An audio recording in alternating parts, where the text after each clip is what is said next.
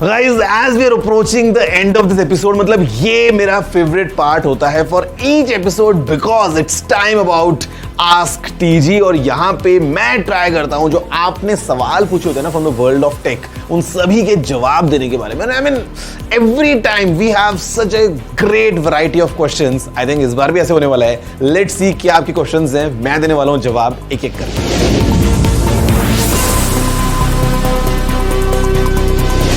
You want a long answer or a short one? A short one would be no, and a long one would be no, not at all. See, I mean, you just need to be careful कि आप जो applications download कर रहे हैं वो आप trusted sources से कर रहे हैं या नहीं.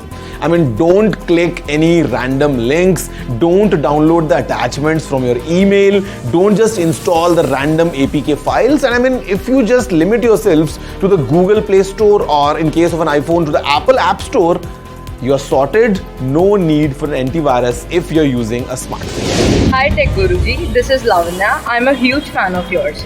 So I have a question for you. What devices do you use on a daily basis and how have they changed your life? Okay, so if I talk about the daily tech devices I use, I mean obviously I have my smartwatch, I have two of my smartphones जहाँ पे एक Android है और दूसरा phone जो है वो iPhone है. साथ में I've got one iPad and a MacBook.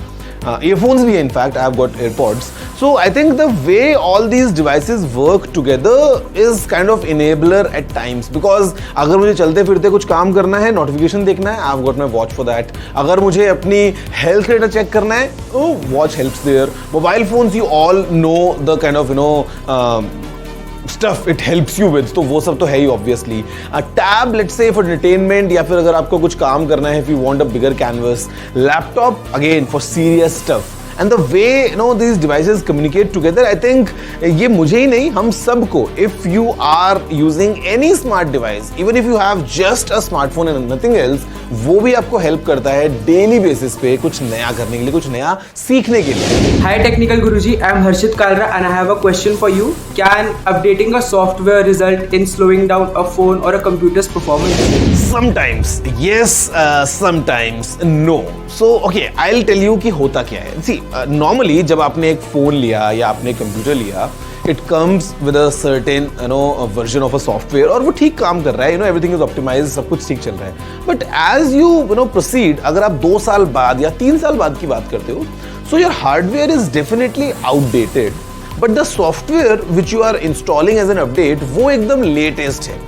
कई बार उसकी रिक्वायरमेंट्स कुछ अलग होती हैं. Sometimes may be the optimization is not done kind of well enough, तो आपको प्रॉब्लम्स आ सकती हैं. आपको ऐसा लग सकता है कि हाँ मेरा सिस्टम थोड़ा स्लो हो गया है. And guys I will tell you what, at times brand also do it purposefully. उनको नया फोन बेचना है, उनको नए लैपटॉप्स को बेचना है. So sometimes they would, I mean at times जानबूझ के आपके डिवाइसेस को स्लो कर सकते हैं ताकि आपको लगे कि हाँ अभी थोड़ा स्लो हो गया है, थोड़ा पुराना हो गया है, and it's time to buy a new one again. बहुत कुछ होता है.